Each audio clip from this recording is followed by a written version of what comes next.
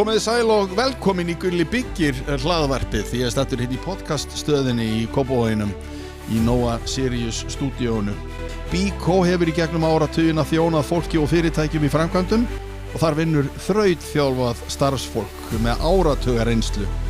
Nýja uppstillingin í verslununum þeirra vægast sagt stórglæsileg. Frá því að ég var að vinna við uppbyggingu Smáralindar þá hef ég klæðst Snickers vinnufötum. Þau eru endingagóð, þægileg og svo svín lúkkamaður í þeim líka þar sem að hönnuðir Snickers fylgja nýjustu tísku. Þú færð Snickers vinnufötin hjá Haga, Stórhöfða 37 og á hagi.is. Málning hefur í áratugi þróað málningu til nota innan og utan hús. Allir palla og skjólveggja smiðir þekkja kjörvaran sem frábært efni á pallin og veggina. Kjörvara hægt að fá í fjölmörgum litum hjá málningu.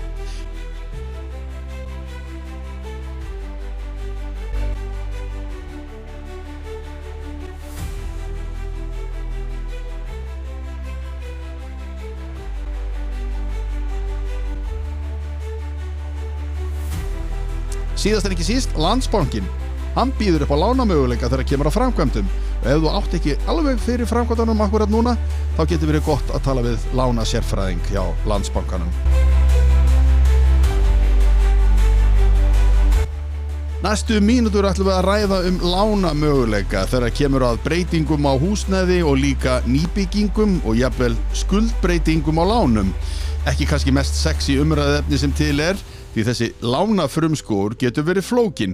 Ég fékk hins vegar til mín mann sem getur útskýrt þetta á mannamáli. Hann heitir Jónas R. Stefánsson og sérfræðingur á einstaklingsviði hjá Landsbankanum. Ég skora á ykkur að hlusta á þetta spjall. Þið gætu grætt á því. Velkomin Jónas. Takk fyrir kærlega. Byrjum aðeins á því þegar að fólk fer stundum í framkvæmdir. Já. Þá fjármagnar það breytingarnar eða lagfæringarnar með yfirdráttarláni. Einmitt. Það kannski ekki skynsamlegt eða hvað?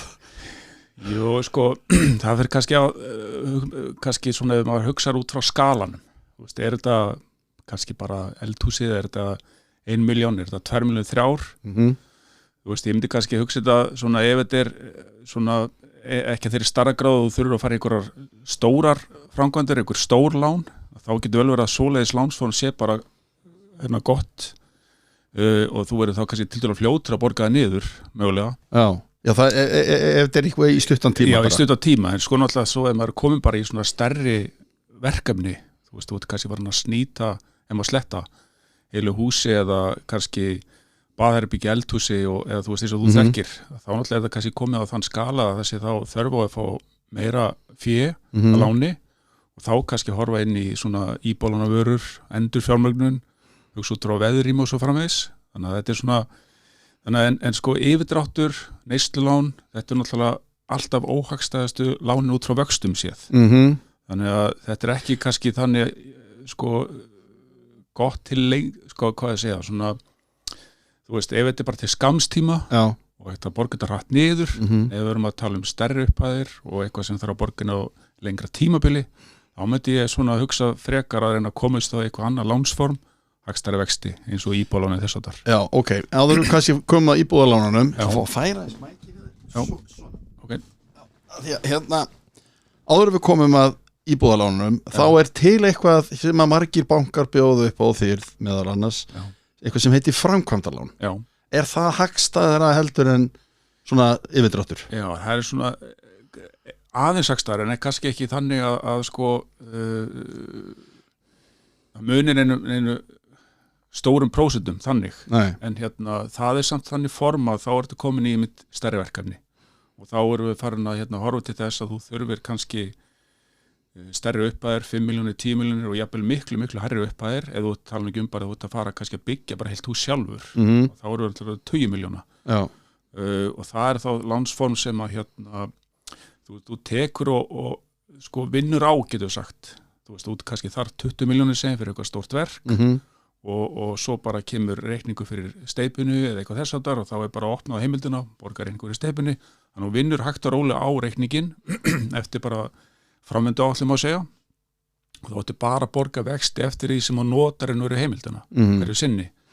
Þannig að svo náttúrulega þegar þú kemur á endapunkt þá náttúrulega gerir upp framkvæmdalánið, bara með einhverju framtíðalánsformi eins og íbúðalánið þess áttar. Þannig að framkvæmdalánsvaran rosalega góð upp á þetta að gera, þú veist, það að segja að þú ert með einhver stærri verkefni, einhver verkáætlun sem liggur fyrir, kostnaðaráætlun svo framvegis, og sér svona fyrir frá svona að til fyrir endan á verkinu skulle segja, út frá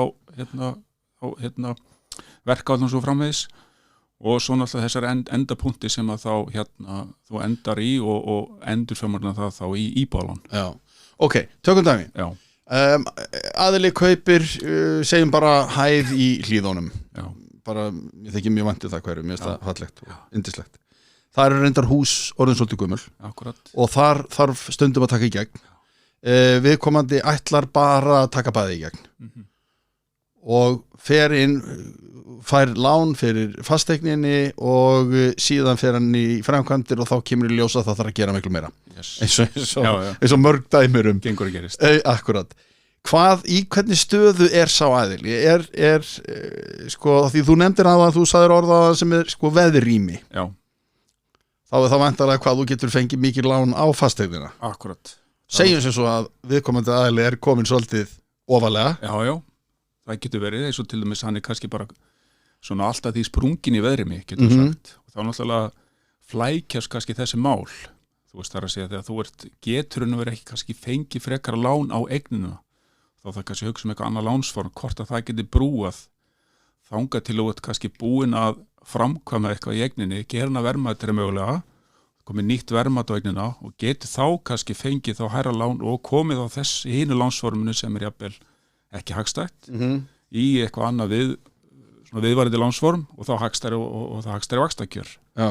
Þannig að það er svona, og í svona dæmum auðvitað svona að þú myndist á, þú veist, þú byrjar einhvern veginn allar í eitthvað og þú heldur að þetta sé einhver x fjárhæð og út frá verkáætlun, en svo náttúrulega gerast hlutinir og þú einhver skóplustunga eða eitthvað og það allt í einu blæs verkið út eða eitthvað gerist. Maður sér það alltaf betur og betur og í þessum verkefnum hvað er mikilvægt að vera með sko eitthvað olbúarými, þú veist, eitthvað hvort sem það nægt veðrými eða svona, já, það er nú kannski lykilatriði eða nægt eigi fé, þú veist, í eignunum, þú veist, til þess að eiga fyrir þessum óvæntu uppákomum.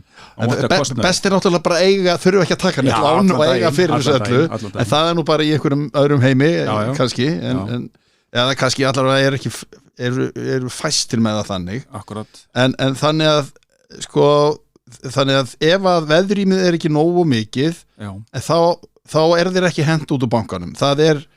Það er svona hvert og eitt dæmi vantarlega að skoða fyrir sig. Já, alveg klálega og auðvitað reynum við svona eftir fremsta megna að finna leiðar lausnir og ég myndi segja að sé svona algjörum minniluta að það er einhvern veginn í þessum verkefnum að það er einhvern veginn, þú veist, það þarf einhvern veginn alltaf að falla niður á liðan einhvern veginn, þú veist, auðvitað er þetta alls konar parametri sem það þarf að skoða, ekki bara veðrým heldur, náttúrulega er það greiðslumöt og hvort það sé greiðslugeta, lánsjá og svo framvegis, þannig að það er auðvitað reynum við að því að við náttúrulega erum með einhverju svona samvinnu við kunnan að þú veist að reyna að hann geti haldið áfram að búa þarna, það að fara í nauðsynlega endurbætur. Þetta er bara kannski eitthvað þannig stendur á að það er þarf bara að fara í svo framkvæmdi, það er ekki að bíða með einhvern veginn og þá bara er náttúrulega komin meiri svona þörf á og meiri þrýstingur að reyna eftir fremsta megni að finna leið og lausn. Sumir hafa meiri þess að bara beðið í 4 ár og fengið þá sko nýtt lán að því íbúðin hækkaði svo mikið á 3-4 árum. Auðvitað hjálpar það sko þegar kemur kannski nýtt fasteignamat. Þú veist, þá myndast meira veðrými oft. Það er bara eins og búið síðust ár. Þannig að það hjálpar oft í þessu tilvikum. Auðvitað hjálpar líka að vera með óverðtryggð lán sem að greiðast niður og greiðast svona agaðra niður. Þetta er verðtryggð lán sem dæmi. Þú veist, þannig að það líka hjálpar. Þannig að allt sem að svona nota sérnarbarna inn og lána svo framvegis. Þannig að það allt sem að bætir þína veðstöðu eigninni, þitt eigi fé fyrir svona til lengri tíma litið hjálpar. Ef áþarf að halda setna mér upp á veðrými og eiga þessa lánamöguleika. Já, þannig að það er ekki, þið lítið ekkert á þetta bara sem svona svart og hvítt. Nei, auðvitað er svona að því að þetta er komið bjaðamál og það þarf einhvern veginn að finna leiðir og lausnir og því miður er það bara stundum þannig að það er svona einhvern veginn er bara við komum upp í veg það er svona búið að reyna allt til þrautar og þannig að það er kannski svona leiðilt einhvern veginn að þurfa þá að einhverju tilvikum svona bara verst, hvað maður að segja, svona í verstu tilvillunum þá svona einhvern veginn ef ekki veðrými, ekki greiðslugeta, ekki svona engin sveigrum til að fá frekara lán þá náttúrulega því miður kannski bara máli stopp. Já, í bili allavega. Og þá svona setur upp einhverja kannski erfara aðstæður jafnvel. Já, því að þú ert búin að vera lengi í þessu, þá hefur orðið vitni að því að fólk hefur sko ekki haft efna á því að fara í breytingarnar, svo kemur endurfjármögnun, þá hefur fasteignin kannski hækkað það mikið að allt í einu bara komið veðrými. Sko, kannski ekki alveg, eða sko það yfirleitt það sem að kannski, ég myndi segja sem að stoppar kannski svona oftar kannski þú bara hefur ekki kannski sko greiðslugetuna jafnvel. Þú veist, svona gegnum tíðina hefur fasteignamat bara verið að hækka, að flestu markaðsvæðir skulu segja, en þeir eru svona alltaf einhverja blikur á lofti og maður veit svo sem ekki með þróun þess, en ég myndi segja sér svona, það kannski eitthvað annað en veðrið sem endilega stoppar, að það bara þú ert bara ekki með greiðslugetu til við frekari lánveitingar. Þú nefndir nýbyggingu áðan. Er það allt annað ballgame sem að sletti? Já, það svona, ég hugsa það svolítið oft sem einhverja svona hálfgerða vegferð. Sem ég segja martröð. Já, það getur allt gerst einhvern veginn í þessari vegferð. Sko. Þannig ef maður bara búin að horfa á þættina þína, þá bara sér maður og finnur sársaukanstundum með fólkinu. En ef maður hugsa þetta svona einhverja vegferð, þú veist, þú ert að sækjur einhverja lóð og svo farið útlutun á lóðinu og kaupir hana og þá fer það samgaðir teikningum og svo þarf að byggja var í grunninn og jarðvegsframkvæmdir og eins og þú þekkir þannig að þetta svona einhver vegferð þannig að þá kemur einstaklingur til okkar þegar hann komið með lóðina og hann þarf að fara í framkvæmdafjármögnun og þá þetta svona okkur þrepaskipting þú veist, við hugsum þetta svolítið þannig að svona alltaf í byrjunendar byrjum við svolítið að horfa á endapunktin þú veist, það að segja, þannig við sjáum þannig að við séum ekki komin út í á einhvern veginn með viðskiptavinnunum og svo bara ekkert svo er maður bara einhvern veginn fastur á það. Já, engin bakki kannski. Já, en við þurfum að hafa eitthvað endgól svolítið í þessu. Það er að segja við erum þá að meta hans stöðu út frá eigið fé, hvað er það í dag, hvað er áallar markasvirði á þessu húsi, hvað er áallar byggingakostnaður. Það er náttúrulega þannig að það er lánað hámarki 70% í svona tilvikum, í svona framkvæmdalánstilvikum.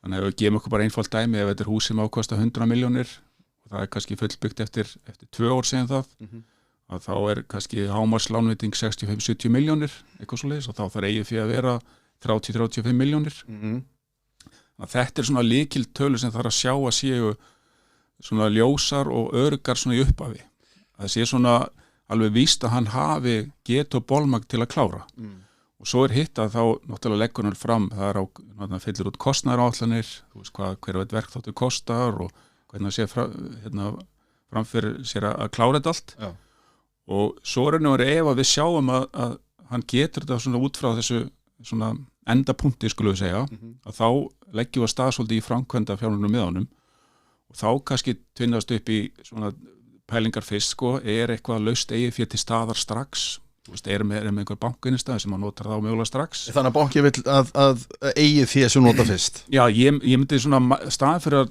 nota strax lánin, þú veist, framkvæmdalánin því að þau eru náttúrulega ekki já, það er, þú veist, en oft er það bara þannig að allt eigið fyrir bara bundið í fasteignin sem það átt í dag, þú veist, kannski með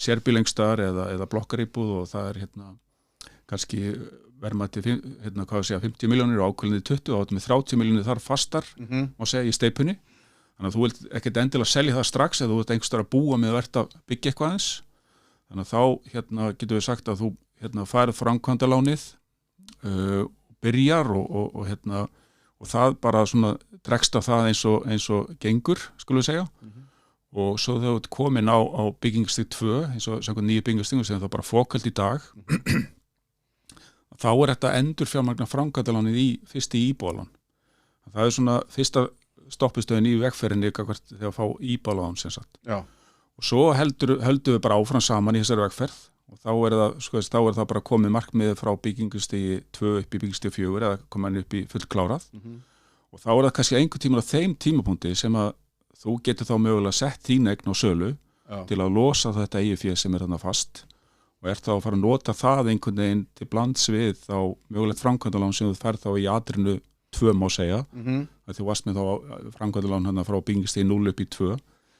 Þannig þetta svona einhver vegferð, svo þetta getur náttúrulega verið tímarammi kannski 1 ár, 2 ár, þannig að það svona, þegar maður hugsaði tilbaka þegar maður verið að sinna svona viðskiptavinnu gennum tíðina, þetta svona myndast oft svona skemmtilegt samband einhvern veginn og fylgjast með og svona sjá hvernig gengur og svo framvegis, en auðvitað náttúrulega eins og þú þekkir að komi upp hann áskorunir alltaf í þessari vegferð einhvern veginn, það óvæntur kostnaður eða eitthvað sem að breytist eða gerist, þá aftur að hafa eitthvað olborými fyrir semst hvað sem það veðrými meira eigið fyrir og svo framvegist til þess að geta tekist á við þessa óvæntu atburði. Þannig að þegar að viðkomandi losar svo íbúðina sína eða selur hana og fær þessar 30 milljónir inn, að þá fer það til þess að greiða bara niður þetta framkvæmdalán strax, eða eins og þú segir, kannski í einhverju blandi. Já, bara þú veist þessum er ekki að borga steypubílinn eða eitthvað þess áttar, sko. Þetta bara að reyna að halda, ég myndi svona einhvern horfa á þetta, þú veist, hvernig getur þú haldið, hvað að segja, svona að reyna að hafa lánsfjármögnun í lágmarki, getur við sagt, þú veist, að því að það svona, þetta eru dýrlán og þess vegna líka kannski borga sér reyna að vinna þetta hratt og þétt, þú veist, ekki láta þetta einhvern veginn svona dag uppi eða hvað bara að segja, sko, þú veist, að því að þetta eru bara þannig lánsform að það dýrt að vera með þetta. Já, þannig að þetta lán ekki svona eins og stundum sagt sko húsnæðislán. Nei, ekki per se, sko. Per se ekki á þeim vöxtum eða þau eru alltaf hagstæðust. Já, alltaf. Það kannski vaxtamunur eins og í dag kannski svona 3-4% bara þarna á milli, sem alveg heilmikið. Þannig að það borgar sig bara að, þú veist, ef þú þarft að framkvæmdalán að halda, reyna þá að vinna verkin hratt og koma eignin upp á byggingastig 2, þá getur þú komið þessi í íbúðalán, hagstæðari vexti og sama með þegar þú ert að koma frá byggingastig 2 upp í fullklárað, reyna að koma í fullklárað til þess að geta þá komið öllum pakkana, getur við sagt, bara í eitthvað viðvarandi lán sem að þú byrjar svo að borga og bara fluttur inn. En aðeins, ef við tökum þess að íbúð í Hlíðunum eða bara eitthvað staðar eða hæð, fer ég að lagfæra og breyta og svo kemur Pandora upp á kassum alveg í öllum hornum og þá þarf að fá aðeins meiri pening inn. Þegar að síðan öllum framkvæmdum eru lokið og þú situr uppi með, kannski eigandi situr uppi með nokkur lán, hvað ráðleggur fólki þá að gera? Endur fjármagn allt eða hvað? Já, sko, ég myndi, sko, fyrir að fyrsta bara genir allt að vera svolítið vakandi yfir lánamálum, hvort þið út með 1 eða 3 lán. Þú veist, að því að vextir getur verið breytilegir, síbreytilegir og þú veist, það verður margt sem að stjórnast á því, en það bara það að svona kíkja yfir lánu sín, sjá hvað vextir út með, hvað vextir í boði. Þetta til dæla ódýrt í dag að endurfjármagna þannig að séð, ódýr lántökugjald, það ekki bara að gera stimpilgjald og svo framvegis, þannig að alltaf klárlega og eins þegar bara með vin okkar í Hlíðunum sem búin að fara í gegnum þessa þrautagöngu, þessa vegferð og jafnvel komin í meira, hvað að segja, stærra lán en að reikna með og fleiri, bara klárlega þegar hann komin á einhvern endastað, skulum við segja, og fara yfir lánamálin sín og reyna þá eftir fremsta megni að kannski pakka sér saman eitthvað lánsform, eitthvað sem að hann sáttu við og eitthvað sem að vonandi þá komin í hagstæðari kjör eitthvað þess aftar. Já, þarf þá viðkomandi að láta endur meta fasteigna sína eða hvað? Ég myndi allavega, sko, það er ekki endilega þannig, ef að við erum búin að lána út á eign einhverja x upphæðir og viðkomandi vill bara endurfjármagna kannski 5 íbúðalán í 1 eða þess aftar, þá erum við yfirleitt bara þá leyfunum að endurfjármagna innan þessara, hvað að segja, þessara svona lánuðu peninga nú þegar búin að lána. Þannig að það kannski ekki endilega þá verið að kalla þetta verðmæti, en auðvitað svo bara önnur sjónarmið hvort að þau eru endum þetta brunnvótamat náttúrulega eins og þú kannski þekkir þegar búið að fara í miklar framkvæmdir, þú veist að það náttúrulega komið annað verðmæti á húsið og jafnvel fastari mat og svo framvegis, sko. Þannig að ég held að það veri kljókt að kanna það. Já. Er það algengt að fólk, ég hvað við segja, leitar það of sjaldan til ráðgjafa í bankanum áður það fer af stað bara fyrstu kaup eða önnur kaup? Það er þess að, íbúð nummer 2. Já, sko, það er svona mín tilfinning, ég myndi segja fjármála læsi, vitund komið á miklu hærra ef maður sletta level en verið síðustu ár og margir sem betur fer áður en að farið í einhverja skóplustungu eða farið með kúpinni eða lofthamerinn í gólfplötuna, þú veist, þá búið að svona einhvern veginn sjá fyrir sér verkið og áallan kostnað og glukka bankan og þú veist, sjá bara sína möguleika. Það miklu betra að einhvern veginn byrja á þessu stað einhvern veginn og vera þá með belt og axlabönd einhvern veginn fyrir því að þú hafir þá aðganga lánsfé eða eigið fé eða þú veist, peninga þú veist, og hefur þá bolmagn til að fara í þessar framkvæmdir. Það að segja hitta bankan og fá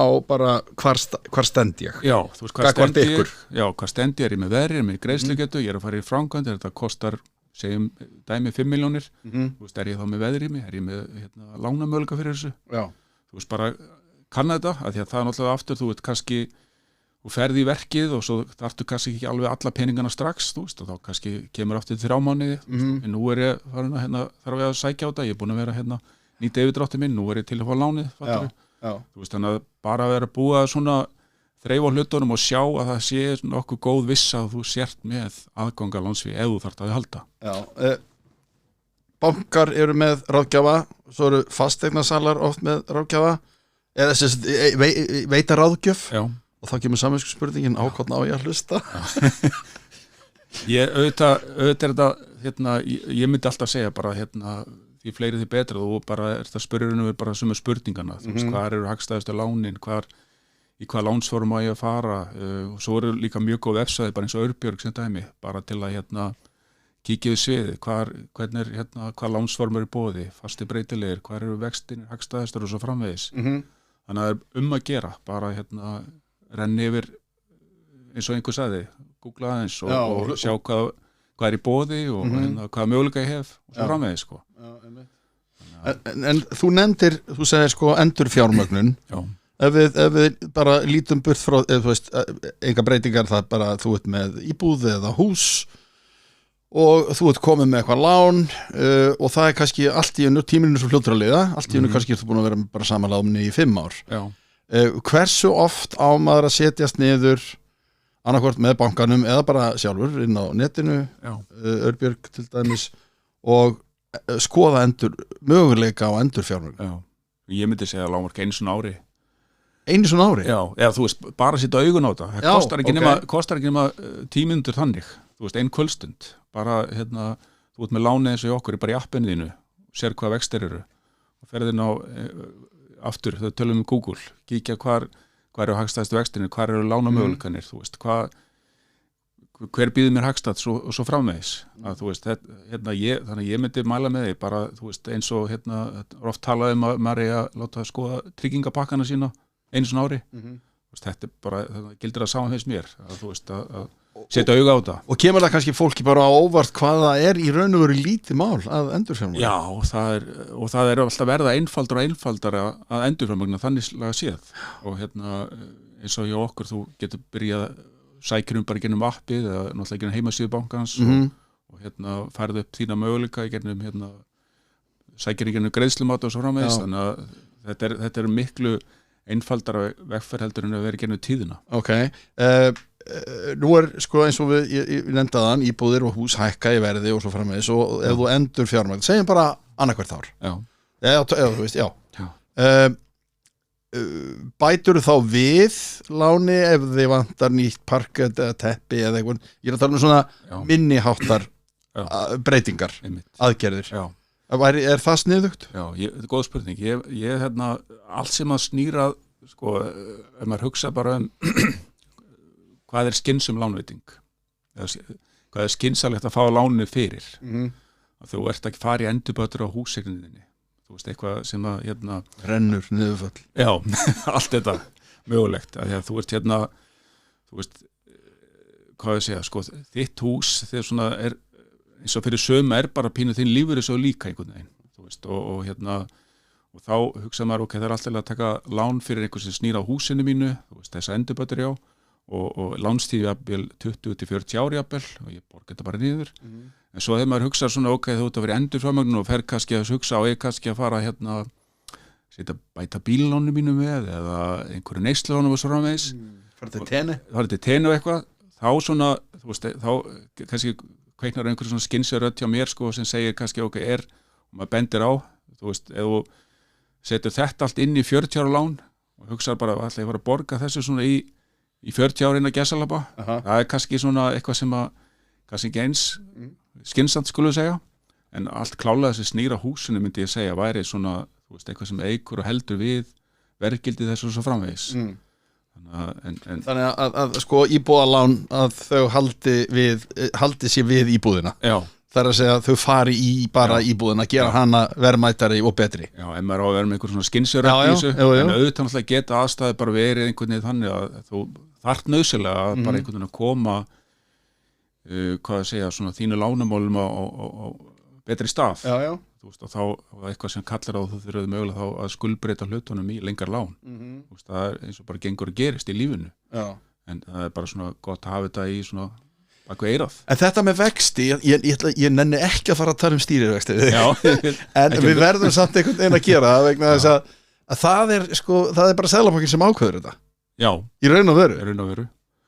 Þannig að þið eru ekkert að dansa, það er bara samkeppnin er hvað, svigrúmið til þess að hafa einhverja samkeppni, hún er einhver en ekki mikil. Auðvitað þetta, þú veist, þegar þetta fari í svona dítali kringu fjármagnskostnað og böngum sem framvegis og eða hvað sem lífeyrissjóður hver það er, svona á þessu markaði. Það er hérna og margir sérfræðingar því einhvern veginn hvernig lán eru verðlög og svo framvegis. Þannig að þetta er bara samkeppnismarkaður og virkur myndi ég segja, þannig að hérna það er svona, þannig að ég er svona kannski fyrir utan mitt svona sérfrið hvaða breytir ráða þarna mestu upp á vaxtakjör að gera en og aftur bara hérna alltaf að vera svolítið á tánu með sín lánamál. Þetta eru hérna oft stóri peningar sem þú ert að borga í vexti og það bara skiptir gríðarlegu máli oft bara upp á svona heimilisbókhaldið að hérna reyna að haga uppsetningu lána og því öllu til þess að reyna að hafa þá fjármagnskostnaðinn eins lágun og mögulegt er. Já, ok, af því að þú nefndir verðtryggð lán hérna áðan versus eitthvað annað eða það sem er í boði. Já. Af því að nú eru margir eins og staðan er bara núna 2024 að þá er fólk að skipta aftur yfir í verðtryggt bara til þess að geta andað. Einmitt. Þannig að fara svo úr verðtryggðu yfir í hvað við segja, fasta vexti eða breytilega vexti eða óverðtryggt aftur seinna. Já, eða það. Já. Að það er minna mál núna en það var. Sko, það er, ég myndi segja að sko, það er, minna mál, það er náttúrulega alltaf þessi, hvað við segja, svona þröskuldur. Þú veist, ef við erum að tala þegar þú ert að breyta lánsform, þá kemur alltaf greiðslumat til sögunar. Já. Þannig að þú þarftur alltaf að hafa greiðslugetuna. En það sem menn hafa kannski verið að gagnrýna gagnvart verðtryggðu lánum og maður heyrir svona þessar raddir eins og þú ert að fara úr óverðtryggt í verðtryggt og þú ert komin í verðtryggt, þá koma verðbætur, þá hækka lániðin og þá verður kannski erfiðar að svissa aftur seinna yfir óverðtryggt. Þannig ég tengi alveg við þessa umræða að það getur verið einhver hindrun, en maður bara svona krossa fingur og vonar að við förum inn í lægra vaxtastig aftur og þá verði það aftur fýsilegri kostur og hagstar að fara aftur yfir óverðtryggt. Þannig að ég svona maður bara vonaði besta. En er það ekki yfirleitt hjá fyrstu kaupundum sem að það er erfiðast að fara í gegnum greiðslumati eða hvað? Já, svona auðvitað er kannski þegar hugsaum bara fyrstu kaupundur, þegar þú ert kannski ekki alveg komin í framtíðar vinnuna og komin með þá þessar kannski hvað við segja laun eftir þá menntun út en þá menntaðu svo framvegis. En ef við tölum bara fyrstu kaupundur svona aðeins þeim tengdum að þá náttúrulega er hérna þeir aðstöðu að þeir einhvern veginn að koma sér inn á markaðinn og hérna svo hvað er svona þeirra tími í þessu húsnæði, þú veist, oft þurfa er tiltölulega fljótlega að stakka við sig, þú veist, ef að kemur barn og svo barn með 2 ára svona veins, þannig að það byrja kannski að kaupa sér 3 herbergja íbúð og þurfa svo að fara í 4 herbergja, kannski bara eftir 3-5 ár jafnvel, og þá er svona, maður segir oft við svona þegar maður er að diskutera fyrstu kaupendur þá og hvað er gott að ráðleggja eða svona og með einhver svona leiðbeinandi ráð að þú veist, þeir þurfa að huga svolítið að sínu sko eigið fé af því að með því að reyna einhvern veginn að þá haga lánunni þannig að höfustóli þeirra lækki þannig að þá verði auðveldara fyrir þá að kaupa næstu eign með meira eigið fé sko. Já. Þannig að það er svona, þú veist, það er svona ef það er einhver punktur fyrir þá til að taka með svona hvernig þeir eru að nálgast svona fyrstu lánveitingar. Þannig að, já. En þú ferð úr sko, segjum bara aðili sem að næra að kaupa sér að kaupa sér sína fyrstu eign. Já. Og svo er við komið í henni í segjum bara 7-10 ár og hún hækkar náttúrulega í verði en allt hitt hækkar Já. líka þannig að þú ert kannski allt í hún fattar að þú ert með, þú veist, hún fór úr 40 í 70 milljónir einmitt, og þú heldur þú sért komið með bara hann að kassa á milli sem að, en þá var það hinn eignin stærri sem að hækkaði meira eða jafn mikið akkurat. þannig að er þetta þrep oft bara jafn mikið stökk? Já, það má svona einhverju leiti, en þá aftur, þú veist, ef að þú hefur tökað því sem fyrstu kaupandi að vera með óvertryggt lán þarna í fyrstu, sem þá ertu að tryggja það fyrir að þá ertu bara borginu höfustólinn, enga verðbætur sem hafa áhrif, þannig að lánin hækka ekki, þá myndi ég segja að þetta stökk eins og þú lýsir, eða þú kannski þetta verið að komast inn í 70 milljóna krónur húsið og varst að selja með hvað voru með í dæminu og varst að kaupa 40 milljónir þá þitt eigið fé orðið meira og auðveldra þá verið stökku upp í þessu 70 milljónir versus það að hafa verið með verðtryggt lán og þá er svona eigið fé kannski stendur í stað einhverju leiti. Já, ok. Er þá skynsamlegt segjum sem svo, að þú ert með íbúð sem fór úr 40 í 70 og þú ætlar að fara upp í einhverja stærri eign 100 milljónir? Já, segjum sem svo að áður, kannski ári áður að skipta þá yfir í taka þetta, borga upp þetta verðtryggðalán og fara í óverðtryggt. Ég myndi svona sko, ef aðstæður eru þannig og þú þurfir að vera í verðtryggðu bara kannski út frá greiðslu getu. Akkurat. Þú veist, það er oft bara þannig og þá svona kannski reynir maður að tempra, þú veist, eins og nýta séreignarsparnaðinn og lánin sem að fyrstu kaupinu geta gert. Sem mjög skynsamlegt. Mjög svo og allt þetta tikkar og einhvern veginn hjálpar til að vega niður þessa verðbætur og reyna að, þú veist, hvað maður að segja, að láta þitt svona eigið fyrir að vaksa að því gefnu að fasteigna verð hækkar og svo framvegis.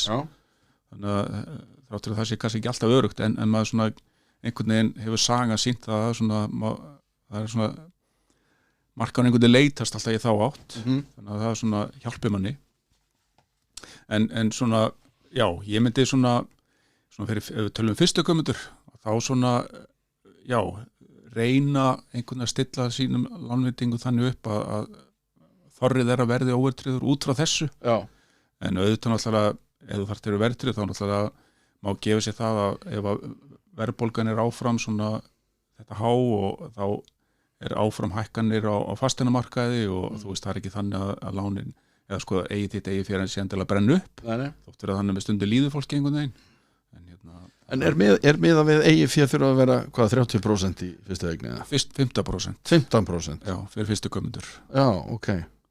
Þú setur 30% í mér eða það síðan á? Já, það er náttúrulega með framkvæmdalánin þá er það 30%. Já, ok. 15%, já.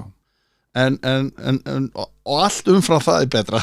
Já, alltaf þannig sko. Já. Þú veist, alltaf raunir bara þannig að þú þarf minni pening að láni sko. En svo eru aðilar sem eru með sumarhús og það þarf að halda þeim við og breyta þeim og laga.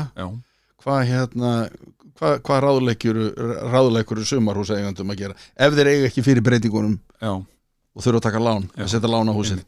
Sko, ég myndi alltaf leitast til því að eða svona, sko, það er íbúðalána varan og íbúðalána vextir það er bara vara sem er bara á íbúðarhúsnæði þannig að ef þú átt íbúðarhúsnæði og svo sögumbústað einhverstaðar auka þá myndi ég svona horfa til þess hvort að sé veðrými á þínur íbúðarhúsnæði kannski svona í fyrsta kasti og ef að þar er veðrými til þess að fá þá íbúðarlán að reynir taka þá lán á eignin þar eru hagstæðari vextir heldur en á sömurhúsaláni þannig geta munar nokkrum prósentum þannig en ég myndi allan að byrja að skoða þann kost ef aftur á móti veðrið með kannski lítið sem ekkert eða ekkert á íbúðarhúsnæðinu og þá er aftur að skoða þá bara reynir hvort að sé veðrými og lánamöguleikar á sem sagt sömurhúsinu.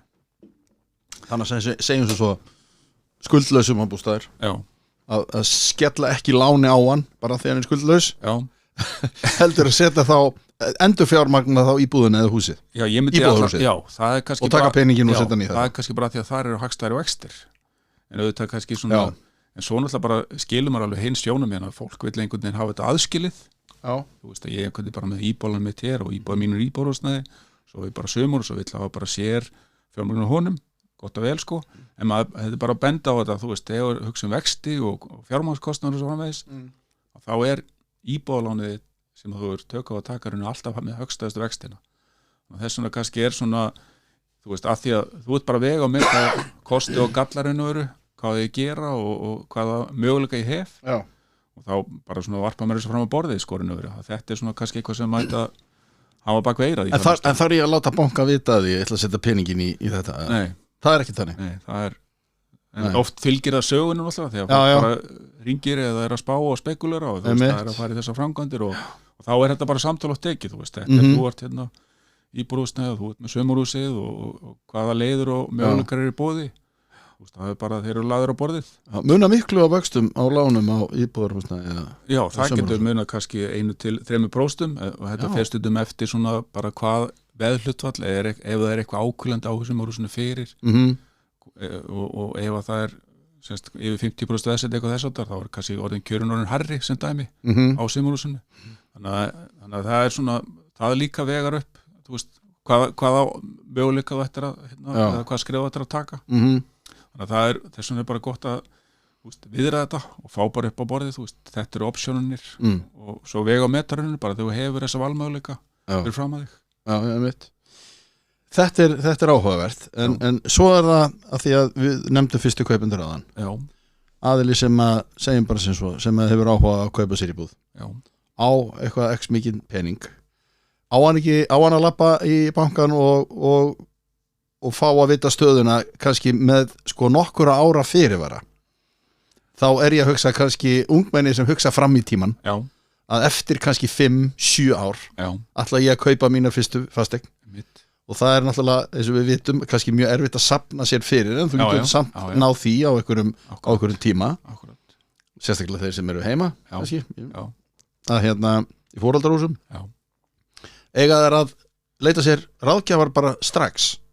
Sko ég myndi allavega þannig að bara út að reyna að finna besta staðin fyrir peningana til að þeir vinni fyrir þig safnið þá betri vöxtum. Það hljómar alltaf svo vel peningarnir vinni fyrir þú veist, þeir náttúrulega bara sitja inn í einhverju, hvað sem það bankar eða sjóður eða hvað og þeir bara vinna alltaf sólarhringinn einhvern veginn má segja þannig að það bara þeir séu á besta mögulega stað þannig þú veist, en svo náttúrulega bara þegar þú ert komin að aðdragandunum eða þú ert komin í þessar pælingar þú veist, þú ert ætlar að kaupa fasteign á þessu ári þú veist, ég held að flesti fasteignasalar og flestir sammála það einhvern veginn að þú byrjar að skoða og spekulera hverfin og hver ég vil búa og kíkja jafnvel upp á hús og reyna bara að átta þig á svona kostum og göllum og hvað ég vil hafa mínu húsi og svona framvegis og þannig að fá þetta svona eins og fingurna fá einhvern flesti myndur nörgulega að ringi pappa og mömmu og með sér í verki og svo framvegis og að gera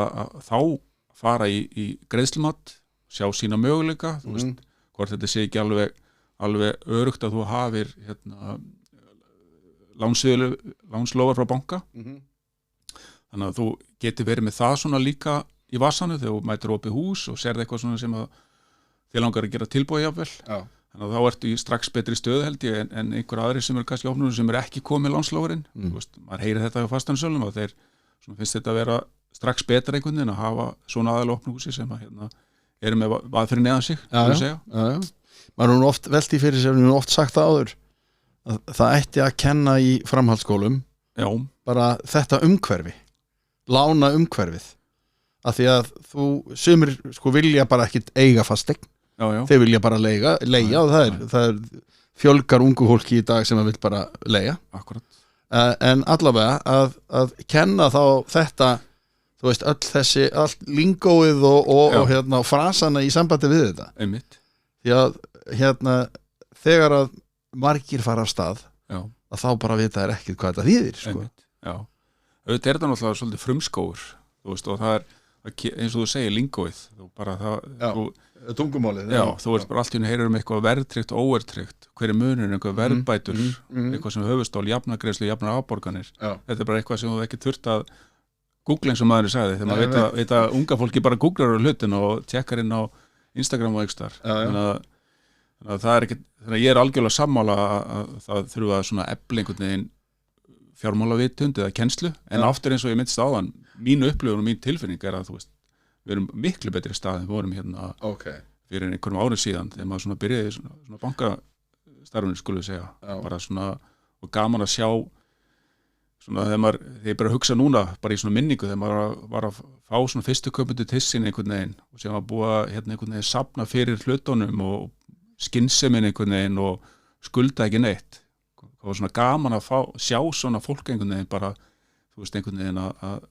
bara sáu lyklana fyrstu úr sinni auksin einhvern veginn og svona, þú veist hérna, glittið eða glitturinn í augunum einhvern veginn, þú veist, spennan þannig að, þú veist, að því að hérna gaman að rósa svona fólki einhvern veginn hvernig það búið að hérna, standa sér vel og í sínu fjármálum. Já, maður hefur orðið svo sem vitni af því að ung fólk í dag er líka döglegt að gera þetta sko. Já. Að hérna passa sína peninga og hugsa aðeins fram í tíman. Akkurat. Og maður hefur oft hérna líka talað sko þó við ætlum ekki að ræða það heldur fyrir ekki stýrivexti að það er sko þessi lífeyris hérna mál bara þegar þú verður eldri eins og þú sagðir að fasteignin er lífeyrissjóðurinn að hluta til og þar á leiðandi er þá kannski svolítið mikið aðrið að skulda sem minnst í fasteigninni þegar þú verður eldri.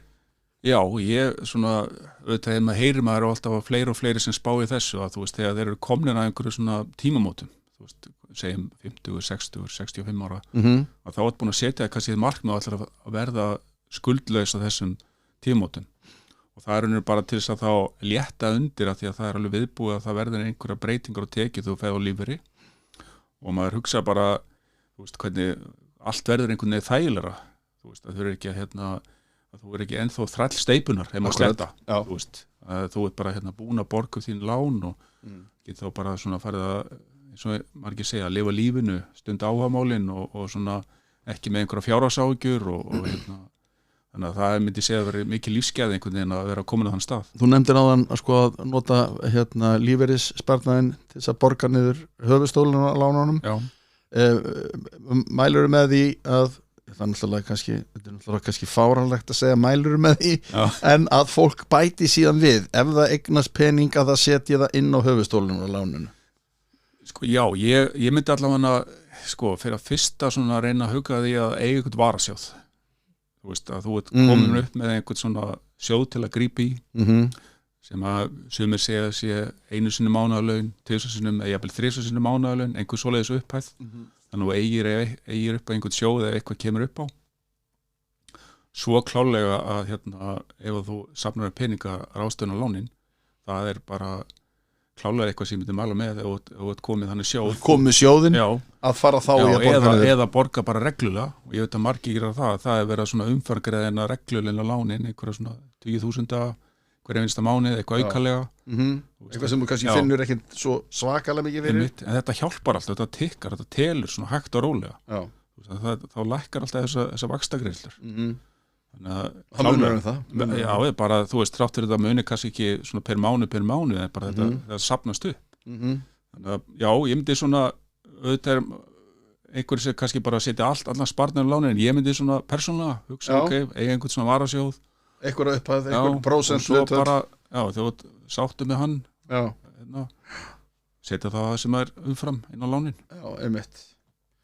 Hér erum við búin að sitja í 40 mínútur og tala lánamál sem að því að ég sko fyrir mér svona, þetta er ekki mjög sexy umræðinni en hins vegar mjög áhugavert að því við sátum niður í banka daginn og þú varst aðeins að fara yfir þetta með mér og ég þá eiginlega svo einhvern veginn kviknaði þessi áhuga þetta er áhugavert vegna þess að og hvort sem þú ert sko búin að kaupa fasteign eða ert að fara að kaupa fasteign að þá þá varðar þetta fólk þetta skiptir miklu máli fyrir veskið þitt þetta verður að vera áhugavert fyrir þig þetta er sko þegar þú tekur farið lánaðan pening þá ertu borgað tilbaka og það kostar eitthvað og þú hefur bara reyna að hugsa þetta í einhverju maður er að vinna fyrir laununum sínum þú hefur borgað einu sinni mánuði 30 daga fresti og þú getur einhvern veginn eitt þessu bara hver einstu mínútu þú veist það margborga sig bara enn og aftur að vera bara svona vakandi yfir sínum lánamálum og bara fylgjast með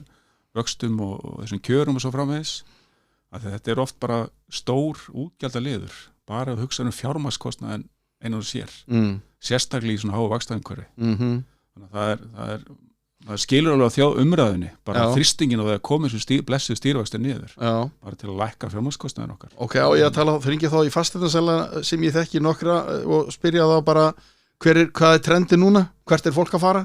Í hvaða lán?